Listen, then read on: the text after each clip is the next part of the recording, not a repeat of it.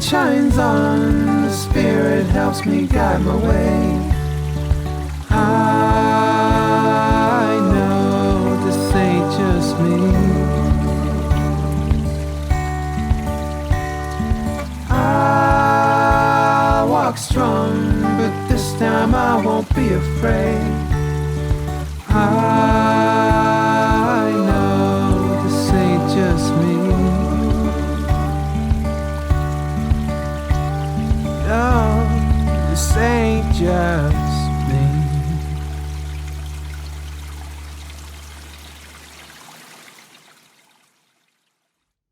Hello, welcome back, or welcome if you are new. This is Amanda. I am the owner of Silver Tarot, and today I'm doing a deck review. I saw some other channels doing this, so I thought it would be really fun to do, especially because I am actually making my own decks, so it's kind of a good exercise in like figuring out what's good and what doesn't work. And so I want you to let me know in the comments if you agree with my choices for best and worst, if you have these decks. Yeah, just let me know. So I hope you guys are having a happy holiday season, a happy December, and happy full moon in Gemini. I have been dealing with it, been in the middle of it. That's why you haven't seen me so much. But I do really miss connecting with you guys, and I do continue to want to participate in this channel and grow this channel, so please bear with me. Hopefully the worst is behind me, but you know, fingers crossed, we never really fully know. And I don't want to bring that on me, so we're knocking on wood here. All right, guys, I want to just talk about some of my favorites, and then we'll talk about some of the ones that I am going to be letting go of. And that will be, hopefully, a fun little video. All right, so first deck is, the first deck that I'm going to be talking about is the deck Roots and Wings by Kat Rayalls. And this is a deck I purchased on Etsy, so if you are interested, I will link all of these decks below. The reason that this one is standing out to me is because I just am really gravitating towards artwork that is not computer generated. It has the hand of a human being, and these are all her beautiful watercolor illustrations. I also just find that there's a lot of depth and like beauty and a lot of her own soul in this deck, and that's what I'm really resonating with. I do like to pull these out just for quick readings and for clarification cards, because it just has a nice balance of like different things to help clarify maybe like a traditional Rider-Waite spread. And there's a lot of cards about divine feminine and intuition, which, you know, really resonates with me very strongly. I'm someone who is very sensitive and very connected with nature, so all of the theme of nature is something that's really important to me, and like I really resonate with that. And then it has this little fold out booklet with just quick you know, guidelines on each of the cards. Nothing too in depth here, but helpful, you know, if you're just getting to know a deck. Sometimes it's nice to have a little, or especially if you're just beginning to read, it's nice to have a little bit of a guidance. I have it in a handmade little box that I also purchased off of Etsy. I don't know if she does sell them in boxes now. Hopefully she does. That is one pet peeve of mine, is if it doesn't have a box, because if it is in a pouch or some other, or just free, it's always, I like to keep my decks covered, number one, to keep the energy, any kind of energies from sticking to them that I don't want. And then of course, you know, just for display purposes, I have my decks all laid out so I can easily access and see everything that I have, so that my intuition can help me choose. So if one of them is stowed away in a different area or in a black pouchette or something, it does make it a little bit more difficult to remember and access it.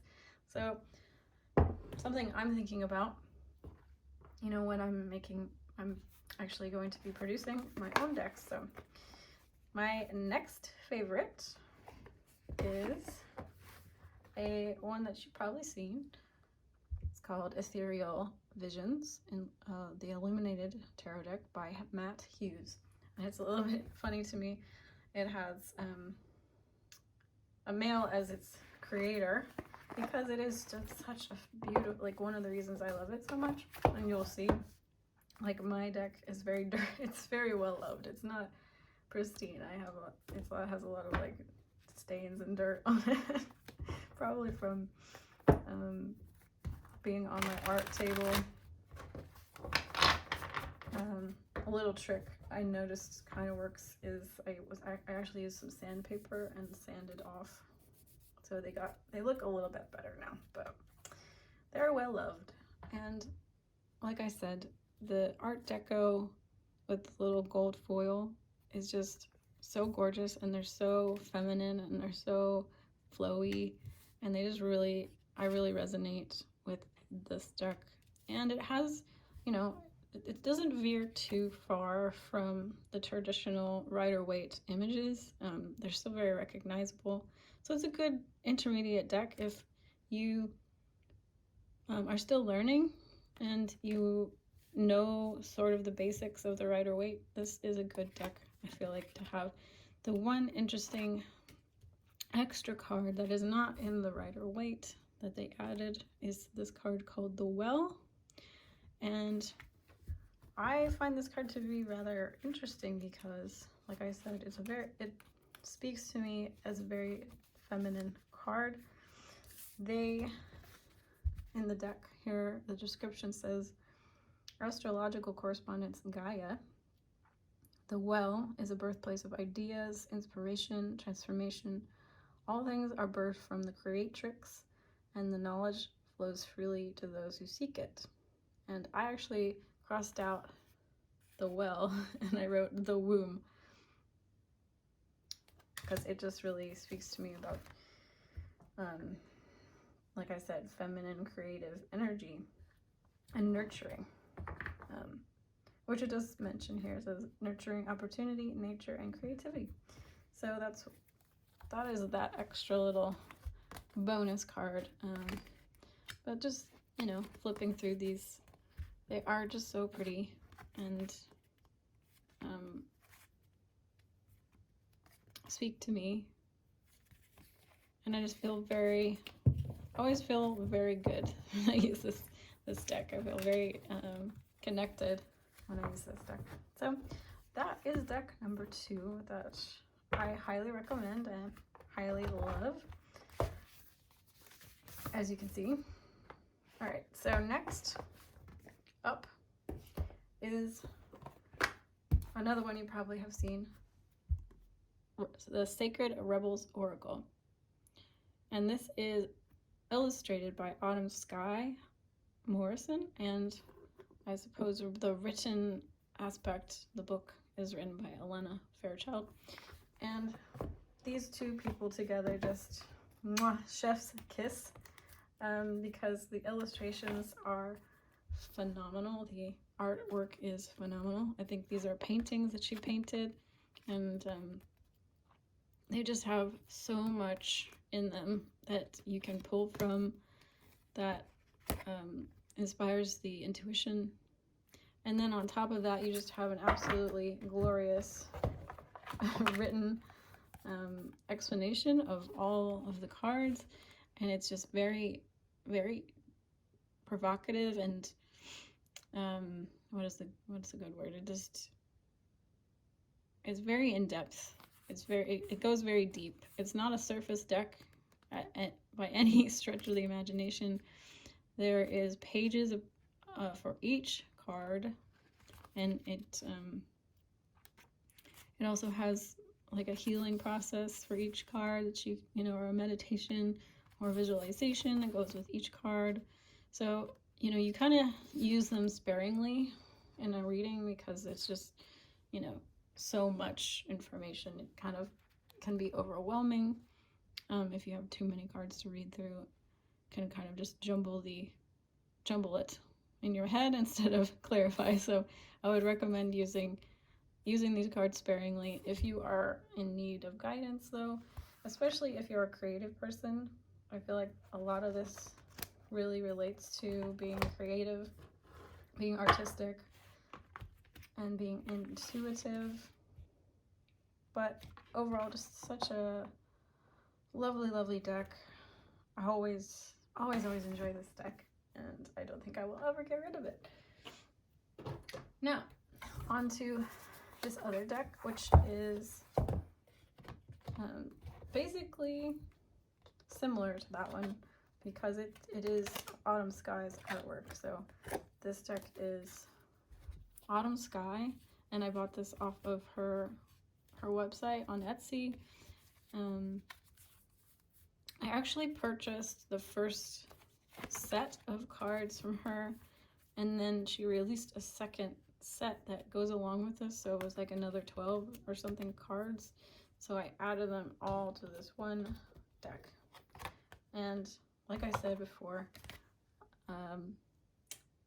Autumn Skye's artwork is just so evocative and is filled with so much symbolism and so much meaning, and it's so feminine and beautiful and organic, and it's not created in a computer program.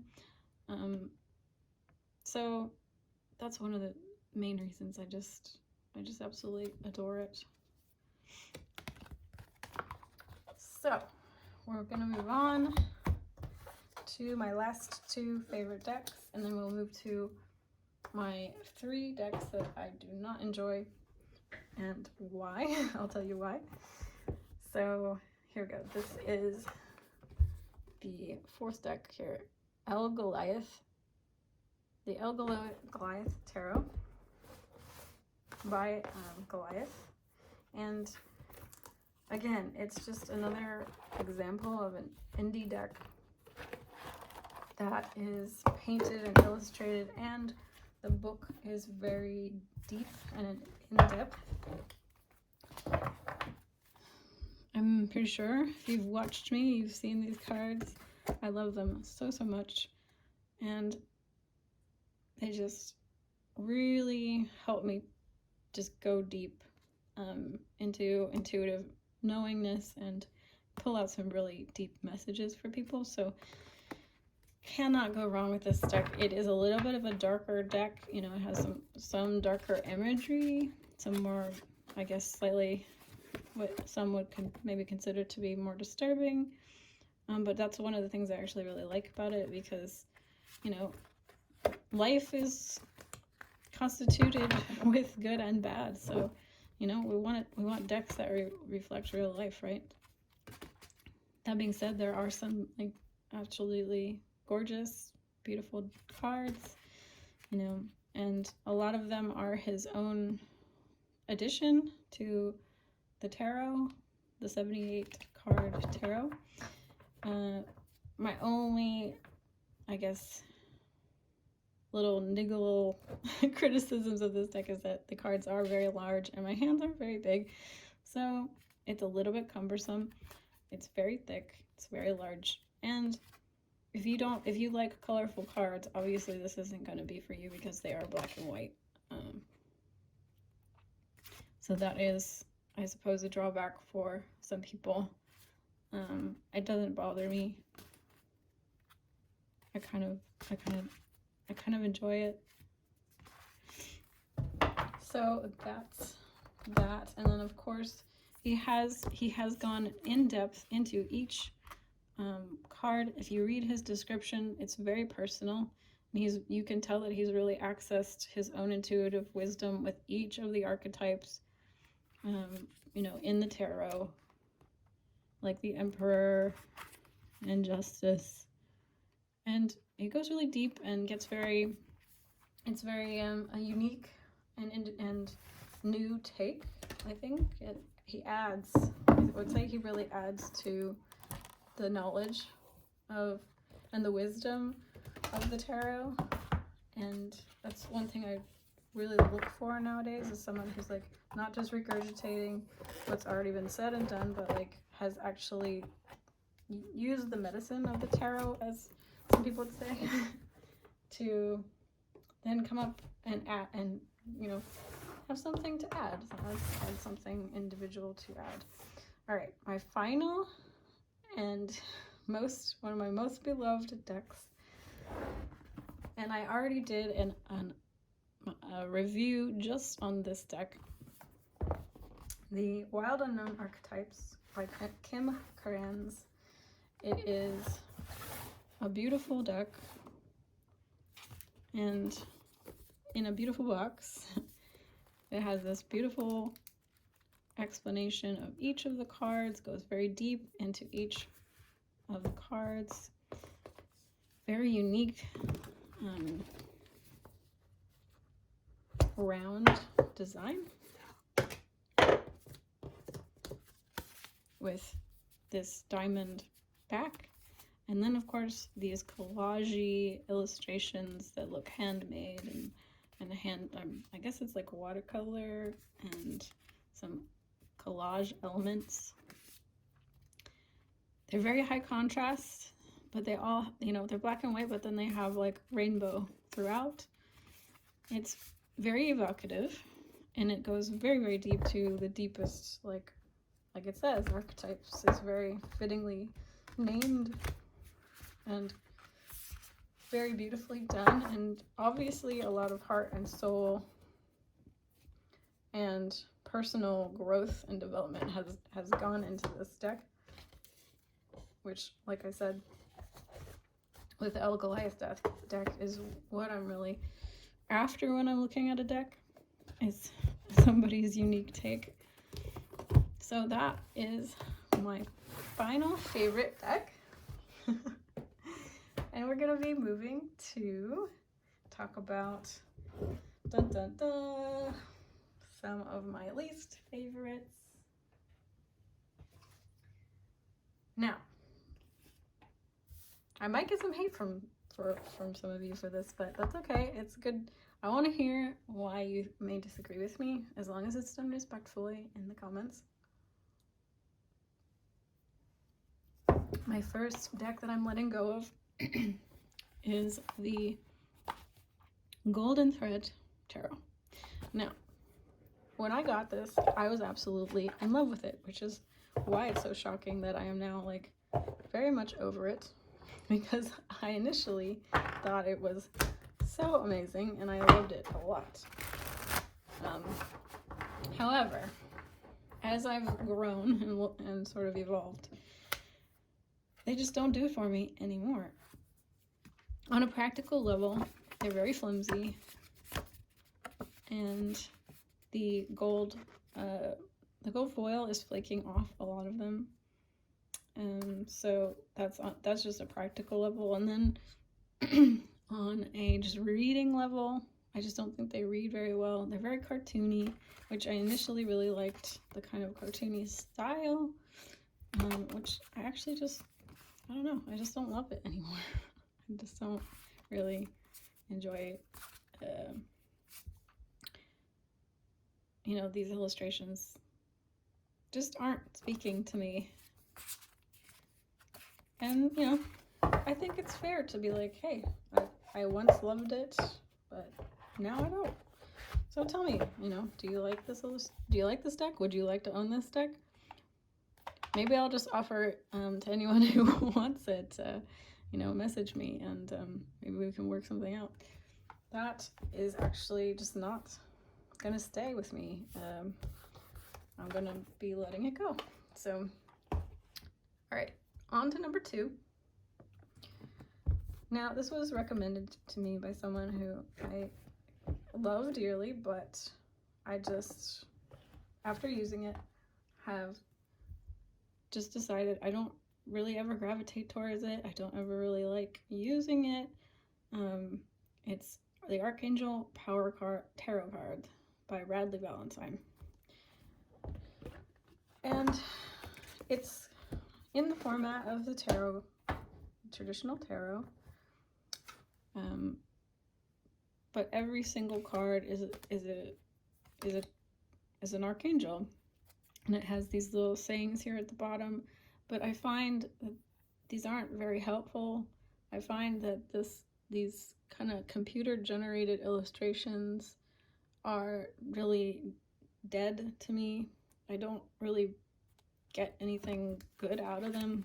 They seem a little odd. Like this is a good example. Like it's just a little weird, right? I don't know. That's just me. Some people might love it. I don't get a lot from this. There's not a lot of symbology here that's like speaking to me in any great sense. They overall just feel too positive. There's not enough. That one's actually like very blurry, like a misprint or something. They're too positive. There's not enough wiggle room in the interpretation to, you know, depending on your reading, why it's coming out could be positive or negative, but it's hard to determine that. So this one I'm definitely gonna be letting go of. Not feeling it so much. Let me know what you think. And then finally, the biggest one, we have the controversial Osho Zen Tarot. Okay guys, so I know so many people that use this deck. I have seen it on so many different tarot channels. I know friends own this deck, use this deck, and it makes me really sad. It makes me really sad. I watched Wild Wild Country on Netflix and learned some very disturbing things about Osho. So I really can't see this deck in the same light anymore. And it's kind of a shame because I've always had a little bit of a feeling before I watched that I never really was very drawn to it, I guess. But watching that made it make more sense why I wasn't resonating with it. Like for instance, this is the perfect example of why this deck is so strange.